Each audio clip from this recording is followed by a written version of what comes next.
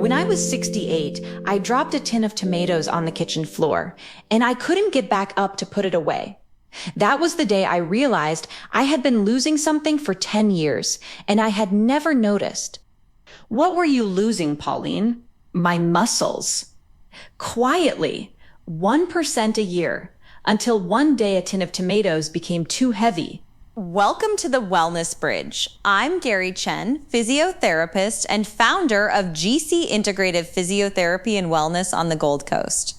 Today's episode is about the global aging crisis nobody is talking about. It is not dementia. It is not heart disease. It is not even diabetes. It is muscle. By 2050, an estimated 500 million older adults worldwide will have a condition called sarcopenia, the silent loss of muscle that decides, more than almost anything else, whether you spend your 80s walking your grandchildren to the park or watching them from a chair.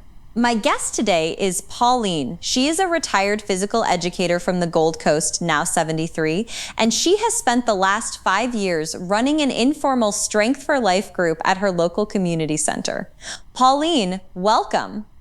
Thank you, Gary. It is good to be here. Let us start with that tin of tomatoes story. What happened next? I went to my GP. She did a simple test. She handed me a little device and asked me to squeeze it as hard as I could. It is called a grip strength test. My result was 13 kilograms. The median for women my age is 16. I was below it. And that grip number, most listeners will not realize, is one of the strongest predictors of how long you live. That is what shocked me. My GP showed me a study from the Lancet in 2014. They followed nearly 140,000 people across 17 countries. Every 5-kilogram drop in grip strength was linked to a 16% increase in dying from any cause. That is the pure study by Lang and colleagues, and then a much more recent study, Anderson 2024, looked at adults over 90 in 28 countries. Every additional kilogram of grip strength reduced their risk of dying. There was no magic threshold. The trajectory was just gradual and inexorable. Strength is the dose. The more you have, the longer you live well. And nobody told me for 68 years. Nobody. So let us name this properly. The condition Pauline was diagnosed with is called sarcopenia. From the Greek sarx for flesh, penia for loss. It is the age-related loss of muscle mass and muscle function. In 2019, the European Working Group on Sarcopenia, led by Cruz Gentoft, published the EWG-SOP2 criteria. There are 3 steps. Low strength makes it probable. Low muscle mass confirms it. Low physical performance, slow walking, slow chair stand means it is severe. How common is it really, Gary? The big global meta-analysis by Peterman Rocha in 2022, published in the Journal of Cachexia, Sarcopenia, and Muscle, put the global prevalence between 10 and 27% of adults over 60. In Australia, the Australian and New Zealand Society for Sarcopenia and Frailty Research estimates roughly 1 in 5 Australians over 60 are affected. 1 in 5, in a country with the 3rd highest aged care spending per capita in the OECD, and most GPs do not routinely screen for it. That is the part that breaks my heart, Gary, because it is preventable and reversible. It is, and the engine of reversal is mechanical. When you load a muscle, a squat, a sit to stand, a band pull, you trigger a signaling pathway called mTORC1 and you upregulate muscle protein synthesis. In a young person, even a small dose of protein in movement turns this on. In an older person, the system has become resistant. The researchers call it anabolic resistance. You need a bigger stimulus to get the same response. More load, more protein per meal. Specifically, around 25 to 30 grams of high-quality protein per meal, and within that, roughly 3 grams of the amino acid leucine to maximally turn on synthesis. Wall and colleagues showed this clearly in 2015. I used to eat a piece of toast for breakfast. Toast. Thinking I was being healthy.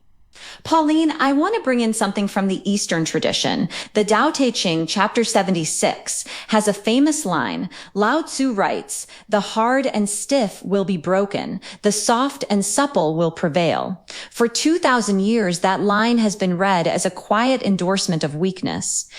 Stay soft, stay yielding, do not push. But I do not think that is what he meant. The Chinese character for supple, rou, does not mean weak. It means living. A green branch in spring is supple.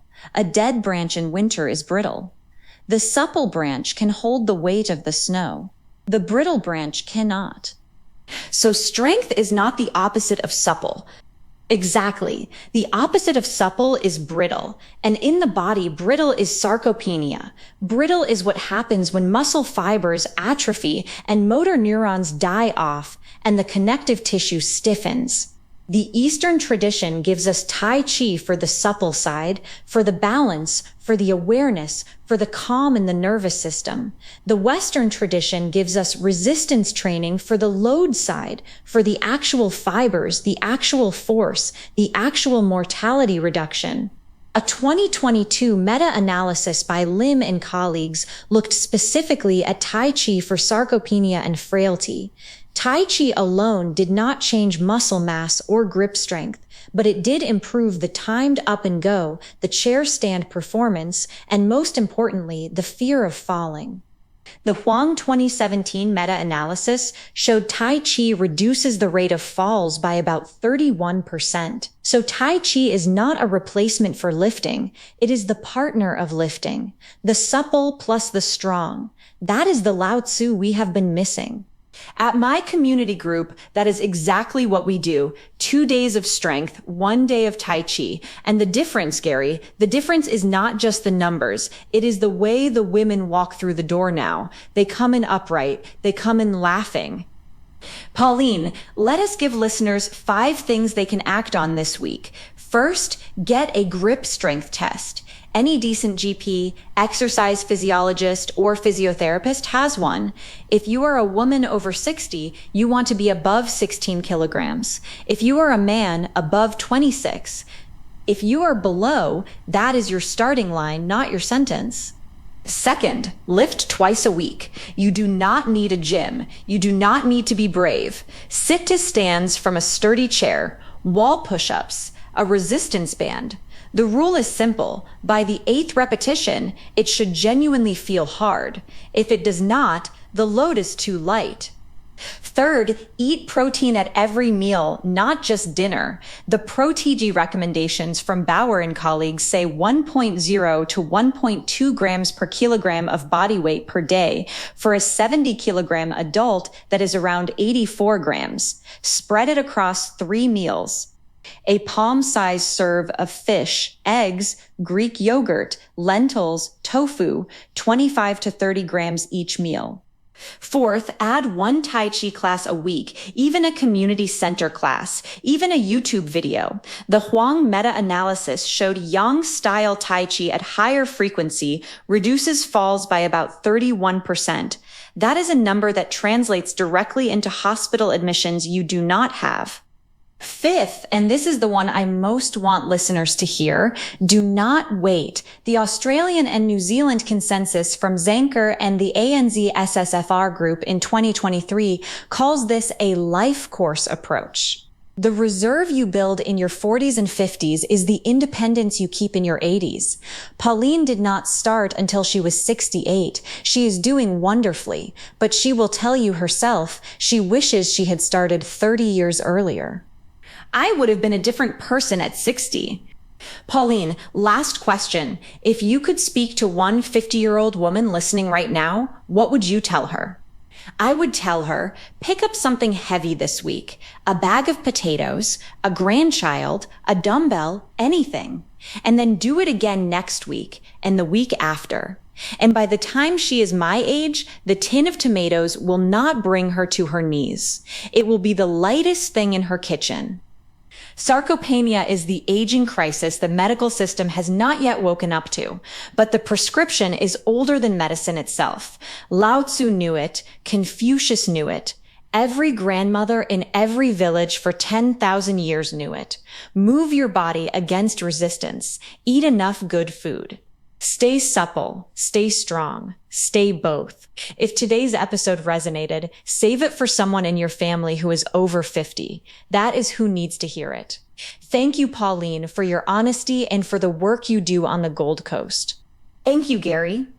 This is the Wellness Bridge. Together, we find balance in one. Until next time, go and lift something today.